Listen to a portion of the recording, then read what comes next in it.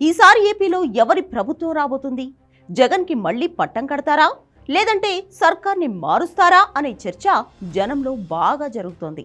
దేశంలోనే ఎవ్వరూ చేయనంతగా సంక్షేమ పథకాలు అమలు చేసి, అప్పులు చేసి, జనానికి లక్షల కోట్లు డబ్బు పంచి, డబ్బిస్తే చాలు జనం చచ్చినట్లు ఓటేస్తారు అనే బలమైన నమ్మకంతో ఉన్న జగన్ను గెలిపిస్తారా? ప్రభుత్వ వ్యతిరేకతనే ఆయుధంగా పెట్టుకుని ఎన్నికలకు దిగుతున్న చంద్రబాబుని మళ్లీ సీఎంను చేస్తారా అన్నది ఆసక్తిగా మారింది. అయితే 5 ఏళ్లలో జగన్ చేసిన కొన్ని దారుణమైన తప్పిదాలు, అహంకారపూరిత నిర్ణయాలు రేపటి ఎన్నికల్లో ఆయన్ని దెబ్బతీసినా ఆశ్చర్యం లేదు. అసలు జగన్ చేసిన తప్పులు ఏంటంటే, మిస్టేక్ నెంబర్ 1, పగ ప్రతీకారాల మీదే జగన్ దృష్టి. జగన్ 5 ఏళ్ల పాలన పగ ప్రతీకారాలతోనే జరిగింది. తనను జైలుకు పంపడానికి సోనియా, చంద్రబాబే కారణమని బలంగా విశ్వసించే జగన్ అధికారంలోకి రాగానే వేట మొదలుపెట్టారు. చంద్రబాబు ఇంటి పక్కనే కట్టిన ప్రజా వేదికను కూల్చిపడేశారు. జనం సొమ్ముతో కట్టిన నిర్మాణమని తెలిసి కూడా అడ్డగోలు నిర్ణయం తీసుకుని అమలు చేశారు. రాజధాని అమరావతిలో నిర్మాణాలను ఎక్కడికక్కడ ఆపేశారు. జనం సొమ్ముపోయినా పర్వాలేదు, తన మాటే నెరవేరాలి అనుకున్నారు జగన్. కట్టపై ఉన్న ఇళ్లకు నోటీసులు ఇచ్చే క్రమంలో చంద్రబాబుకు నోటీసులు ఇవ్వడమే కాదు, దాదాపు ఆయన్ని ఇంటి నుంచి బయటకు గెంటేసేంత పని చేశారు. చంద్రబాబు హయాంలో అమలు చేసిన అన్ని పనుల టెండర్లను రీకాల్ చేశారు. టీడీపీ నాయకుల్లో ఒక్కొక్కరిపై విడివిడిగా ప్రతీకార దాడులు కొనసాగాయి. అద్దంకి ఎమ్మెల్యే గొట్టిపాటి రవికి చెందిన మైన్స్ మొత్తాన్ని క్లోజ్ చేయించారు. డైరీ అక్రమాల పేరుతో ధూళిపాల నరేంద్రను లోపలేశారు. అశోక గజపతిరాజు లాంటి వాడిని కూడా వదిలిపెట్టలేదు. వాళ్ల కుటుంబంలో విభేదాలు సృష్టించి సింహాచలం నుంచి ఆయన వెళ్లగొట్టే ప్రయత్నం చేశారు. ఇక అయ్యన్న పాత్రుడినైతే ఒక ఆట ఆడుకున్నారు. రాష్ట్రంలో చిన్న పెద్ద టీడీపీ నాయకుల్ని మొత్తం మీద ఒక 100 మందిని అరెస్ట్ చేసి లోపల వేశారు. ఎవరు నోరెత్తినా తన్ని లోపల వేయడమే. తన పార్టీ ఎంపీ రఘురామకృష్ణరాజును కూడా అరెస్ట్ చేసి చిత్తకొట్టి పంపించారు. టీడీపీ రాష్ట్ర అధ్యక్షుడు అచ్చెన్నాయుడును అరెస్ట్ చేశారు. నారాయణ విద్యా సంస్థలను దాదాపు మూసేసే పరిస్థితి తీసుకొచ్చారు. నారాయణపై కూడా కేసులు పెట్టారు, అరెస్ట్ చేశారు. చివరిలో చంద్రబాబును కూడా స్కిల్ డెవలప్మెంట్ కేసులో అరెస్ట్ చేసి 52 రోజులు జైల్లో పెట్టారు. పగ ప్రతీకారాలు, కేసులు, జైలు, ఇలా జగన్ పరిపాలన మొత్తం ఇవే నడిచాయి. పోలీస్ వ్యవస్థ, ఇంటెలిజెన్స్, సిఐడి, ప్రభుత్వ న్యాయవాదులు మొత్తం రాజకీయ ప్రత్యర్థుల వేటకి ఉపయోగపడ్డారు. 5 ఏళ్లు పగ ప్రతీకారాలు తప్ప మరి ఇంకా ఏ కార్యక్రమం విజయవంతంగా జరగలేదు. పోలీసులు చెలరేగిపోయారు. అమరావతి అనే దాన్ని పూర్తిగా నాశనం చేయాలనే లక్ష్యంతోనే పనిచేశారు జగన్. అక్కడ ప్రభుత్వం సేకరించిన భూమిని ఇష్టానుసారంగా చేశారు. మంగళగిరి, విజయవాడ పరిసర ప్రాంతాల్లో రియల్ ఎస్టేట్ పూర్తిగా కుప్పకూలేలా చేశారు. రియల్ వ్యాపారులంతా సగం నిర్మాణాల్ని అక్కడే వదిలేసి హైదరాబాద్ పరారైన పరిస్థితి. సోషల్ మీడియాలో ప్రభుత్వ వ్యతిరేక పోస్టులు పెట్టినా, చర్చలు జరిపినా కేసులు పెట్టి సిఐడి ఆఫీస్ చుట్టూ తిప్పారు. చివరికి పవన్ లాంటి వాడు విశాఖలో సభ పెట్టుకుంటారంటే నానా యాగిచ్చేశారు పోలీసులు. పైన జగన్ ఏం చేశాడో కింద ఎమ్మెల్యేల నుంచి కార్పొరేటర్ల వరకు ఇదే అప్లై చేశారు. జిల్లాల్లో, గ్రామాల్లో తమకు నచ్చని వాడి మీద కేసులు పెట్టించడం, చిత్తకొట్టించడం, ఇదే పని మీద ఉన్నారు కింద స్థాయి నాయకులు. వీళ్లకు సేవ చేయడానికి మాత్రమే 5 ఏళ్లు ఏపీలో పోలీసులు పనిచేశారు. 5 ఏళ్లు నిత్యం ఏదో ఒక వివాదం, ఏదో ఒక రగడ నడుస్తూనే ఉన్నాయి.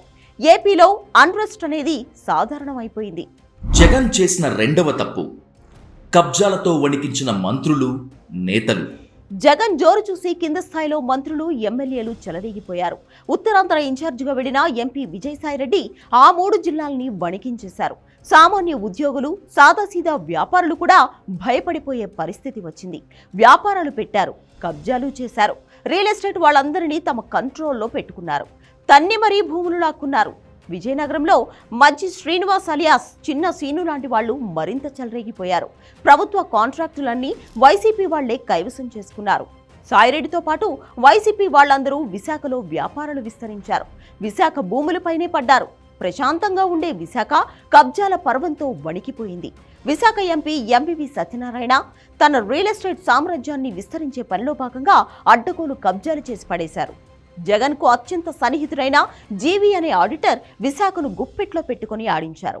ఇక మిగిలిన ప్రాంతాల్లో ఎమ్మెల్యేలు గనుల మీద పడ్డారు. పెద్దిరెడ్డి, సజ్జలతో పాటు కనీసం 60-70 మంది ఎమ్మెల్యేలు మైనింగ్ పైనే ఆదాయాన్ని సమకూర్చుకున్నారు. అన్నీ తెలిసి కూడా ముఖ్యమంత్రి నిమ్మకు నీరెత్తినట్లు వ్యవహరించారు. పార్టీ పరంగా విశాఖ చేజారిపోతుంది అన్న హెచ్చరికతో విజయసాయిరెడ్డిని ఉత్తరాంధ్ర బాధ్యతల నుంచి తప్పించారు. ఆర్థిక మంత్రి ఏకంగా పాణ్యం సిమెంట్స్ కంపెనీనే కొనుక్కున్నారు. ఆ మంత్రి ఈ మంత్రి అనలేదు. అందరూ 100 ఏళ్లకు కావాల్సినంత సంపాదించుకున్నారు. పైకి మాత్రం అంతా సీఎం చూసుకుంటున్నాడు, తనకు రూపాయి సంపాదన లేదంటూ చెప్పుకుంటూ వచ్చారు. ఇవన్నీ ఎప్పటికప్పుడు ఇంటెలిజెన్స్ ద్వారా తెలుసుకుంటేనే జగన్ నిర్లక్ష్యంగా వదిలిపెట్టారు. ఇదే ఇప్పుడు ప్రమాదంగా మారింది. జగన్ చేసిన మూడవ అతిపెద్ద తప్పు జనాలకు, లీడర్లకు అందుబాటులో లేకపోవటం. జగన్ చేసిన మరో పెద్ద తప్పిదం 5 ఏళ్లలో ఎమ్మెల్యేలు కానీ మంత్రులు కానీ 1-to-1 కలవకపోవడం. జనాలను కూడా ఎన్నడూ కలిసింది లేదు. ఈ 5 ఏళ్లలో జగన్ ఒక్క ప్రెస్ మీట్ కూడా పెట్టలేదు. అభివృద్ధి పథకాలు అమలు చేసేటప్పుడు, సంక్షేమ పథకాలు ప్రారంభించేటప్పుడు బటన్ నొక్కడం, స్పీచ్ ఇవ్వడం, చివరిలో చంద్రబాబు పవన్ ని తిట్టడం జగన్ చేసింది ఇదే. ఇంతకు మించి తన ఎమ్మెల్యేలు, ఎంపీలను జగన్ ఏ రోజు కలిసింది లేదు. జనాలను అసలే కలవలేదు. ఎమ్మెల్యేలకు, ఎంపీలకు ఎంట్రీ ఇస్తే వాళ్ల డిమాండ్లు పెరిగిపోతాయనేది సీఎం ఆలోచన. జగన్ కు నాయకులకు మధ్య సజ్జల అనే ఒక మీడియేటర్ మాత్రమే ఉన్నాడు. అసలు ఎమ్మెల్యేలను, జనాలను కలవకపోవడంతో తాడేపల్లి కోట బయట ఏం జరుగుతుందో తెలుసుకోలేకపోయాడు జగన్. జగన్ చేసిన 4వ తప్పు లిక్కర్ పేరుతో జనాల నుంచి నిలువు దోపిడీ. జగన్ చేసిన మరో భారీ తప్పిదం ఏపీలో మద్యం అమ్మకాలను మొత్తం తన కంట్రోల్లో పెట్టుకోవడం. మద్యం అమ్మకం ద్వారా తనకు, పార్టీ నాయకులకు ఆదాయాన్ని సమకూర్చుకోవచ్చని ప్లాన్ వేశారు జగన్.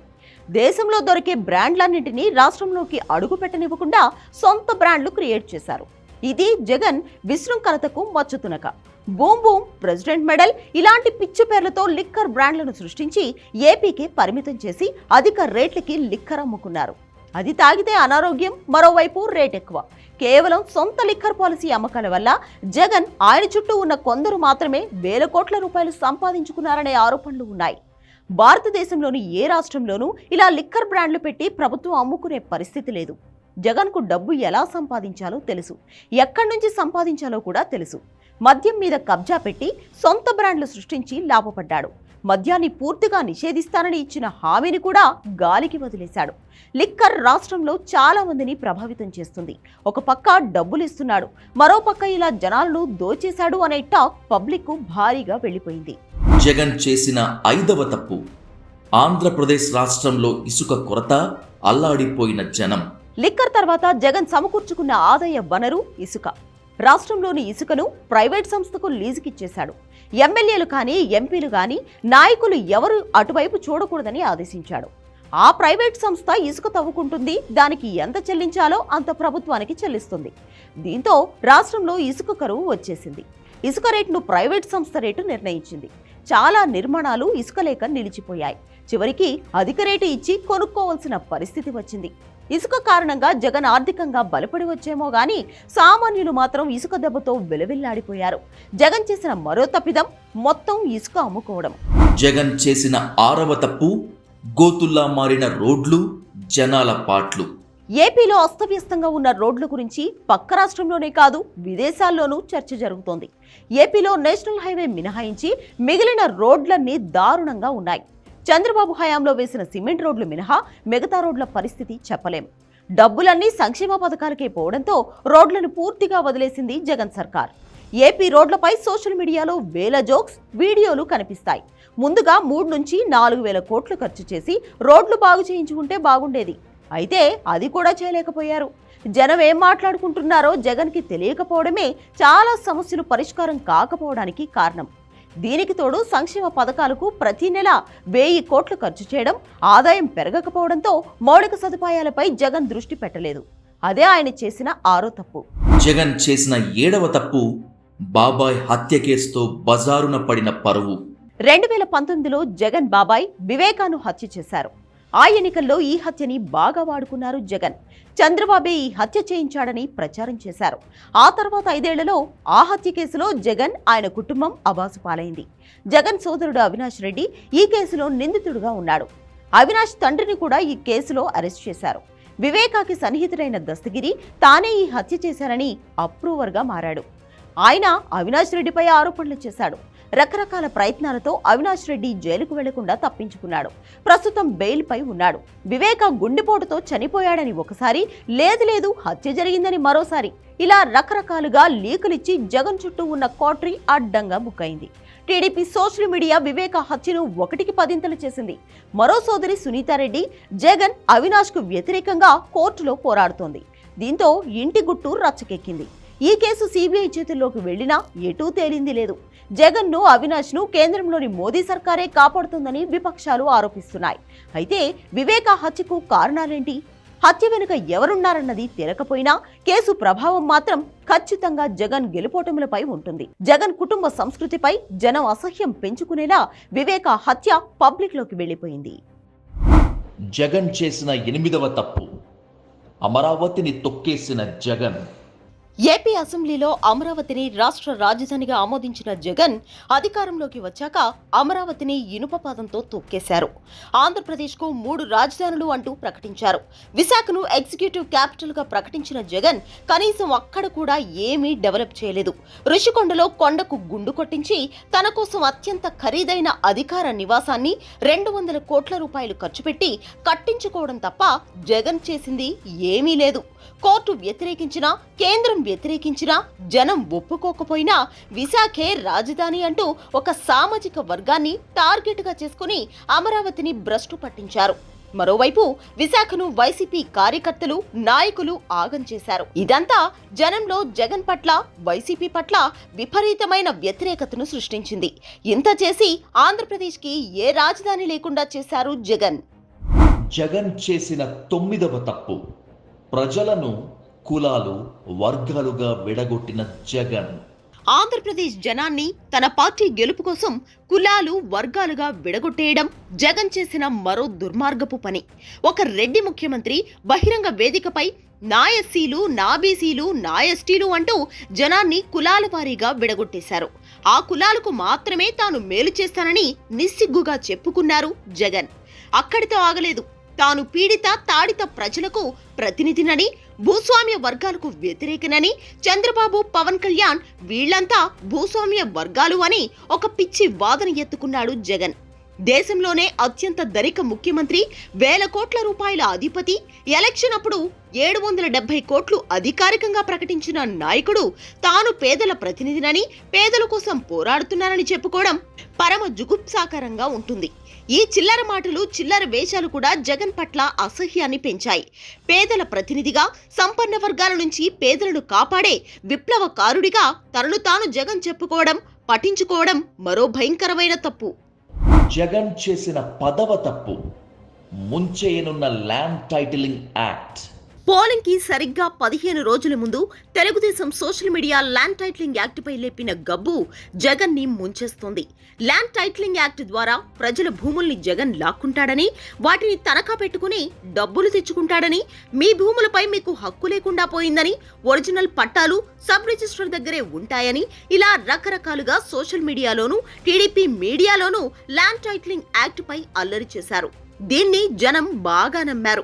వీటితో పాటు రైతు పాస్ పుస్తకాలపై జగన్ తన ఫోటో వేయించుకోవడం, అలాగే భూ సర్వే చేసి పాతిన రాళ్లపై కూడా ఫోటోలు ఎంచుకోవడంతో ఈ భూములన్నీ జగన్ లాక్కుంటాడని జనాన్ని బాగా నమ్మించగలిగింది టీడీపీ. జనసేన ఆరోపణలని సమర్థంగా ఖండించలేకపోయాడు జగన్. ఆయన చుట్టూ ఉన్నవాళ్లు కూడా ఏ రకంగానూ ఇది అబద్ధమని సమర్థంగా చెప్పలేకపోయారు. కేంద్రం చేసిన ఈ చట్టాన్ని అసెంబ్లీలో సమర్థించిన టీడీపీ ఈ చట్టాన్ని అధికారంలోకి రాగానే తాను రద్దు చేస్తానని ప్రకటించడం ఇంకా హాస్యాస్పదం. కానీ ఏది ఏమైనా ల్యాండ్ టైటిలింగ్ యాక్ట్ లో జగన్ చేసిన పొరపాటు అతని పార్టీని ముంచేసింది. మేనిఫెస్టోతో మరో సెల్ఫ్ గోల్ కొట్టుకున్నారు జగన్. అక్కడికి ఏదో ఆర్థికంగా చాలా క్రమశిక్షణతో ఉన్నట్లు, కానీ హామీలు ఇవ్వలేనట్లు వృద్ధాప్య పెన్షన్ను 3500కి పరిమితం చేశారు. పెద్ద ఆకర్షణ ఏమైనా ప్రకటనలేవీ మేనిఫెస్టోలో చేయలేదు. టీడీపీ వృద్ధాప్య పెన్షన్ 4000 ప్రకటించింది. అమ్మఒడి పథకాన్ని మాతృదేవోభవ పేరిట ఇంట్లో పిల్లలందరికీ వర్తింపచేస్తారని హామీ ఇచ్చింది. మహిళలకు ఉచిత బస్సు ప్రయాణం కూడా ప్రకటించింది. సహజంగానే టీడీపీ మేనిఫెస్టోపై జనంలో ఆసక్తి పెరిగింది. ఇలా జగన్ అహంకారంతో తప్పుల మీద తప్పులు చేసుకుంటూ వెళ్లాడు. చివరికి తన పతనాన్ని తానే కొని తెచ్చుకున్నాడు.